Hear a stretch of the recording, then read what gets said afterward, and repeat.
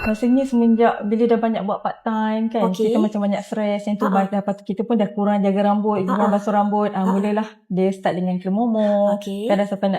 Kadang sampai tanya suami, ada luka ke ni? Rupanya sebab kita dah nak kopek kelomomo tu kan. Lepas tu dia kata, wah ada merah ni yang. Dia juga kata macam tu. Kita pula tak stick pada satu shampoo. Tukar. Asyik tukar-tukar? Kenapa habis tukar shampoo? Oh, maksudnya akak tak setia pada shampoo yang sama lah. Soal akak tukar-tukar, try masam tu. Okey. Orang Johor ke? Tak, kita dah merantau kat Mersing dah 10 tahun dah. Oh, so hari ni akak datang dari Mersing ke? Yes.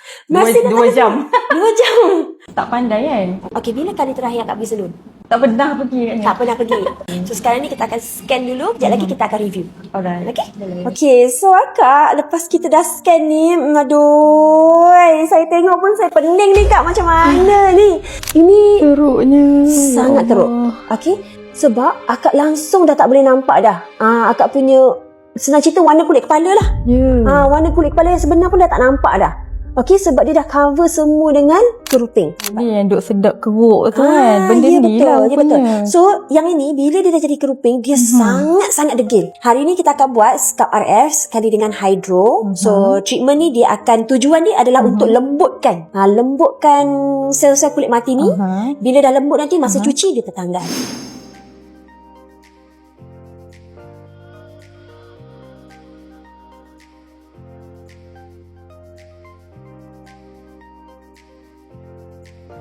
So nampak tak ni? Tengok kak. Okey, ni semua ni adalah hasil-hasil sel-sel kulit mati yang dah dikeluarkan. Dia dah lembut, dia keluar. Dia jadilah macam ni.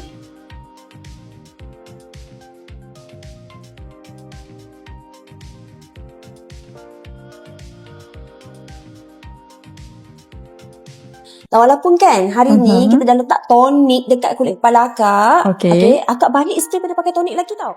So saya tunjukkan sekarang ni macam mana nak pakaikan tonik dekat rumah. Okay, so biasanya kalau kita dekat rumah, tonik ni kita pakai kat kulit kepala.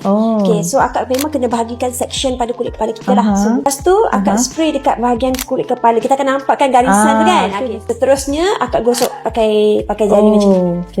Untuk bagi dia absorb. So akak dah buat dekat semua kawasan rambut. Okay, jangan lupa massage. Kena massage sekali lagi dekat seluruh kawasan kepala ni dalam 2 ke 3 minit macam tu. Baik. Lepas tu dah siap. Tapi kalau misal kata akak nak cari yang tonik yang lebih kata kuat sikit lah, kata kan, yang power sikit, yang cepat sikit, so akak boleh guna kita punya yang ni, kita punya sendirilah. Okay, Exosome Hair Tonic. So Exosome Hair Tonic ni dia kenapa dia cepat? Sebab dia guna stem cell. Stem cell. So bila dia gunakan stem cell, dia akan kejutkan folikel-folikel yang tengah tidur tu. Dia kejutkan bangun, so dia merangsang pertumbuhan tu dengan lebih cepat berbanding tonik biasa. Akak dah ready nak tengok ke belum? Before after dia. Okay, tak sabar sangat. Tak sabar Okay, ni before akak tersumbat banyak keruping. Ni adalah after dia. Licin terus licin terus. Dia dah start ada peredaran darah. Ni batang folikel rambut kita ni semua dia dah nampak jelas, tak ada tersumbat. Tapi overall kalau akak tengok puas hati licin. tak? Puas hati gila. Puas hati. Okay. Licin terus. Dan tadi akak risau kan, kalau buat scalp RF ni berapalah harga dia agak-agak. Okay, dekat sini kita memang harga net. Kita punya scalp RF ni hanya 159 sahaja. Tak ada tersembunyi ke apa ke, tak ada. Kalau kita basuh hari-hari, okey je sebenarnya. Recommended 2 hari sekali. 2 hari sekali lah seeloknya. Yang paling penting akak jangan takut datang salon. Macam kita memang kita pentingkan cantik, sihat dan juga jimat. Hadiah ni hadiah PSN nombor 1. Nanti nak warna apa boleh lagi, asalkan nombor 1, okey? Okey. Kalau rambut mak dia shiny. Kelas kau Maria. Lepas ni pukul 3 dah keluar. Aku pusing berek nak tunjuk rambut. Dia cakap apa? Terima kasih.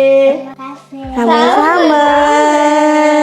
Terima kasih tengah awak. Terima kasih banyak. Okey, sama.